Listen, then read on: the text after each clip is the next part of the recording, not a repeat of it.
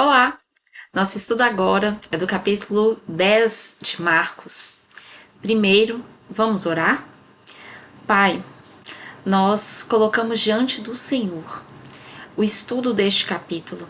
Nós pedimos que o Espírito Santo venha sobre nós, abra o nosso coração, abra o nosso entendimento, para que possamos mais do que ler, possamos entender a Tua palavra e saber tanto colocar em prática nas nossas vidas, quanto também ensinar as outras pessoas.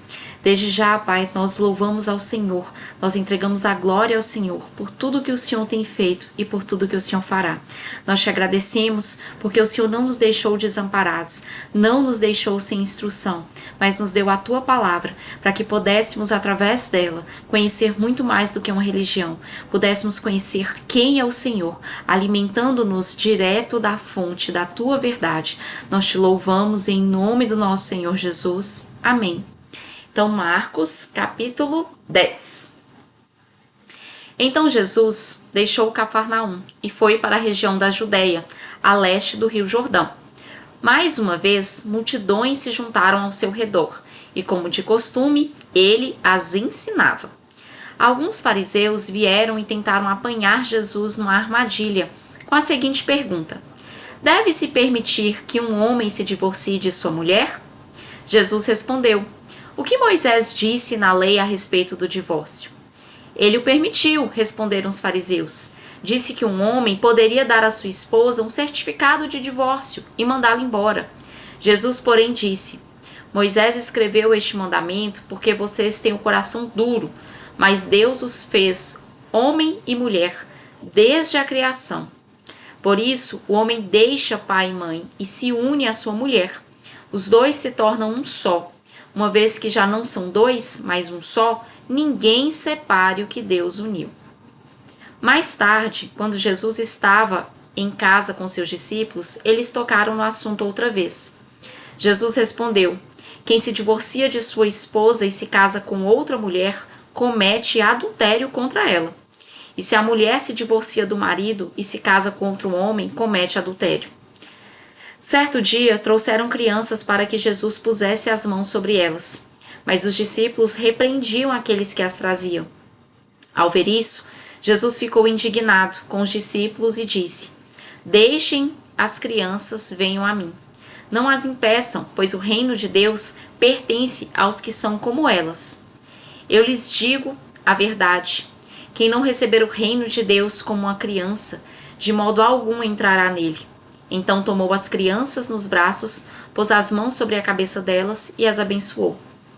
Quando Jesus saía para Jerusalém, um homem veio correndo em sua direção, ajoelhou-se diante dele e perguntou: bom mestre, que devo fazer para herdar a vida eterna? Por que você me chama de bom? Perguntou Jesus. Apenas Deus é verdadeiramente bom. Você conhece os mandamentos: não mate, não cometa adultério, não roube, não dê falso testemunho, não engane ninguém, honre seu pai e sua mãe. O homem respondeu: mestre, tenho obedecido a todos esses mandamentos desde a juventude. Com amor, Jesus olhou para o homem e disse: ainda há uma coisa que você não fez. Vá, venda todos os seus bens e dê o dinheiro aos pobres. Então você terá um tesouro no céu. Depois venha e siga-me. Ao ouvir isso, o homem ficou desapontado e foi embora triste, pois tinha muitos bens. Jesus olhou ao redor e disse aos seus discípulos: como é difícil os ricos entrarem no reino de Deus. Os discípulos se admiraram de suas palavras, mas Jesus disse outra vez: filhos, entrar no reino de Deus é muito difícil. É mais fácil um camelo passar pelo buraco de uma agulha que um rico entrar no reino de Deus. Perplexos, os discípulos perguntaram: então quem pode ser salvo? Jesus olhou atentamente para eles e respondeu: para as pessoas isso é impossível, mas não para Deus. Para Deus tudo é possível. Então Pedro começou a falar: deixamos tudo para segui-lo. Jesus respondeu: eu lhes garanto que todos que deixaram casa, irmãos, mãe, pai, filhos ou propriedades por minha causa e por causa das boas novas, receberão em troca neste mundo 100 vezes mais casas, irmãs, mães, filhos e propriedades, com perseguição, e no futuro terão a vida eterna. Contudo, muitos primeiros serão os últimos, e muitos últimos serão os primeiros. Jesus, por esse tempo, subiam para Jerusalém e Jesus ia à frente. Os discípulos estavam muito admirados e o povo que o seguia tinha grande temor. Jesus chamou os 12 à parte e mais uma vez começou a descrever tudo o que estava prestes a acontecer. Ouçam, disse ele, estamos subindo para Jerusalém, onde o Filho do Homem será traído e entregue aos principais sacerdotes e aos mestres da lei. Eles o condenarão à morte e o entregarão aos gentios. Zombarão dele, cuspirão nele e o açoitarão e o matarão. Mas depois de 3 dias ele ressuscitará. Então Tiago e João, filhos de Zebedeu, vieram e falaram com ele. Mestre, queremos que nos faça um favor. Que favor é esse? Perguntou. Eles responderam, quando o Senhor se sentar em seu trono glorioso, queremos nos sentar em lugares de honra ao seu lado, uma à sua direita e outro à sua esquerda. Jesus lhes disse, vocês não sabem o que estão pedindo. São capazes de beber do cálice que beberei?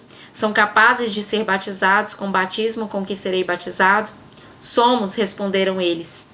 Então Jesus disse, de fato, vocês beberão do meu cálice e serão batizados com o mesmo batismo.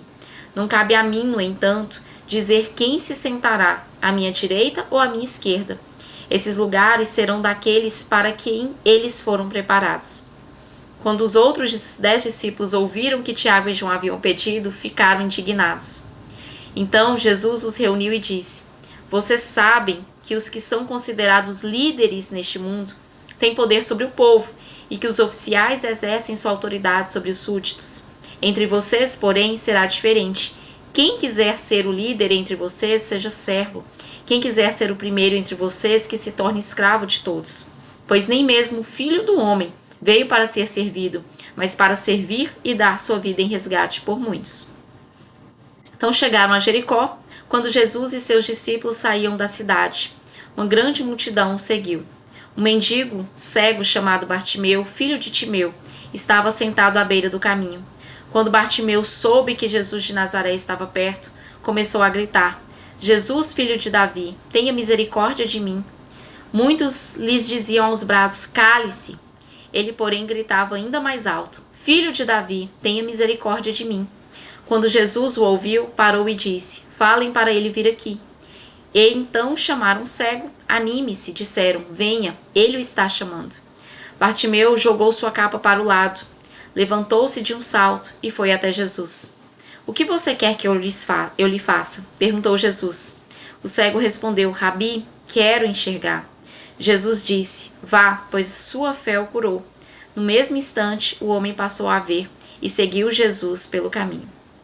Esse capítulo é extenso, pessoal, mas nós já vimos muitas explicações dele lá em Mateus.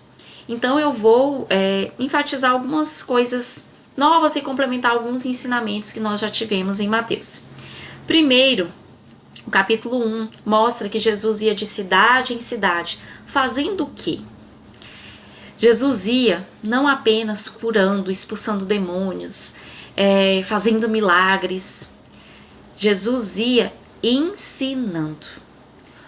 Todos os ministérios, independente se você foi chamado para pastor, para presbítero, para profeta, para levita, para qualquer coisa. Nosso primeiro chamado é o mesmo de Jesus, ensinar a palavra. Não adianta você fazer,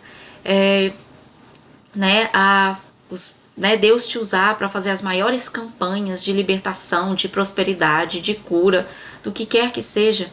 Se as pessoas que entrarem ali saírem ricas, curadas, mas indo para o inferno. Entendeu? E como a palavra diz, como crerão se não há quem pregue? Nós devemos ensinar as pessoas a palavra. Eu não estou falando de ensinar uma religião, ensinar, vá para tal igreja, para minha igreja, para tal igreja. Eu estou falando em ensinar as pessoas a ler a Bíblia.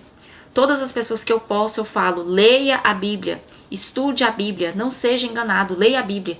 Por quê? Porque se você ler a Bíblia, naturalmente, você vai enxergar com seus olhos o que é ou não verdade. se aquilo que tem sido ensinado para você no lugar que você frequenta é ou não a verdade. Porque a verdade não é o que o líder da igreja fala, não é o que Tati está falando. A verdade é o que está escrito na palavra. Então, se eu, o líder da igreja, quem quer que seja, prega a palavra, isso é verdade. Mas se prega o que ele acha, a doutrina que ele quer, mas que não tem acordo com a palavra, isso não é a verdade. A verdade está manifesta na palavra. Por isso que nós devemos aprender e ensinar a palavra, certo? E aí Jesus vem falando nos versículos 4, 7, 8 e 9 sobre a questão do divórcio. Deus fez o casamento, não foi o diabo que fez o casamento. A palavra diz que o homem deixará seu pai e sua mãe e unir-se à sua esposa. Isso é o quê? É o ato, né, do casamento mesmo. Não só de ir lá assinar o papel, é a conjunção carnal, né, a relação sexual. E aí os dois se tornam só diante de Deus. Deus fez o casamento para ele ser indissolúvel. Esse é o propósito desde o início. Só que o ser humano nem sempre segue o que Deus ensina. E aí, o propósito de Deus é que não haja o divórcio. Mas, e aí Jesus vem fortalecendo isso, que o propósito dele é que não haja o divórcio. E a Bíblia deixa claro que Deus tem prazer na família. Deus é um Deus formador de família. E é isso que esses versículos falam, entendeu? O complemento dessa explicação está lá em Mateus. Então, quem não assistiu, volte, que vai entender melhor as situações que o Senhor permite a questão do divórcio, certo? E aí, ao longo desse capítulo, nós vemos que as crianças vinham a Jesus, que o cego Bartimeu vinha a Jesus e as pessoas impediam que chegassem até Jesus. Não vai incomodar o mestre, não vai incomodar o Senhor. Quantas pessoas têm tentado chegar a Jesus e a vida delas ainda não está, maravilhosa. E muitas vezes as pessoas ficam mais julgando, apontando o dedo, acusando, do que estendendo a mão e levando essas pessoas até o Senhor. Quem convence de mudança não é o líder, não sou eu, não é você, é o Espírito Santo. Então, enquanto a pessoa ela realmente está buscando ao Senhor, o Espírito Santo vai testificar para ela aquilo que ela precisa mudar. Não precisa você ficar apontando o dedo, você ficar condenando, acusando. Você tem que ensinar a palavra, entende? Porque muitas vezes a pessoa entra na igreja, quer conhecer o Senhor, tem um coração disposto a conhecer o Senhor, mas ela é exposta a tanto julgamento, a tanta acusação, a tanto você tá errado, você tá errado, você tá errado, não mostrando a palavra, mas mostrando, olha o que você faz. Você entrou ontem na igreja e hoje você não é santo perfeito, porque aqui todo mundo é santo e perfeito. Sendo que ninguém ali é santo e perfeito, tá todo mundo em aprendizado. E aí fica mais preocupado em apontar os erros da pessoa do que ensinar o caminho e ensinar a verdade. Entende? Então, não seja a pessoa que impede as pessoas de irem a Jesus, certo? A criança ela ainda não sabe a verdade, ela é ensinada para que ela aprenda a verdade. O cego Bartimeu, ele precisava da cura e ele cria que ele poderia ser curado, mas as pessoas estavam impedindo de chegar até Jesus. E ele tinha fé, por quê? Porque ele pediu Jesus algo que era impossível aos olhos humanos. Ele pediu, Jesus, eu quero ver. E Jesus fala, você foi curado, porque você creu. Entendeu? A fé dele de crer permitiu o milagre. Entende? E aí, Jesus fala, mais uma vez, sobre a questão do reino. Os discípulos, mais uma vez, eles tentaram, ver quem seria maior ali no reino do céu, se já dava para garantir a vaguinha lá, em posições de honra. E Jesus mais uma vez mostra para eles, nem eu vim para ser servido, eu vim para servir. Vocês não devem se preocupar com posições de honra, porque as posições são determinadas por Deus e de acordo com o quê? De acordo com o galardão, com a recompensa que é justa. Deus vai recompensar cada um por aquilo que é justo. Tem pessoas, gente, que trabalham pelo reino, que você fala assim, gente, o dia dessa pessoa dura 50 horas, porque eu nunca vi uma pessoa se esforçar tanto. E tem outros que não fazem nada. Nada. E aí, não é que a salvação vem pela obra que a pessoa faz. A salvação não vem por isso. Mas a Bíblia deixa claro, e nós vamos ver isso muito em Apocalipse, que cada um vai ser recompensado na eternidade pelo que fez. Entendeu? Entre os salvos vai haver recompensa. Por quê? Porque é justo. Deus é justo, gente. E aí eu mesma costumo falar. Eu falo, sabe qual que é o problema?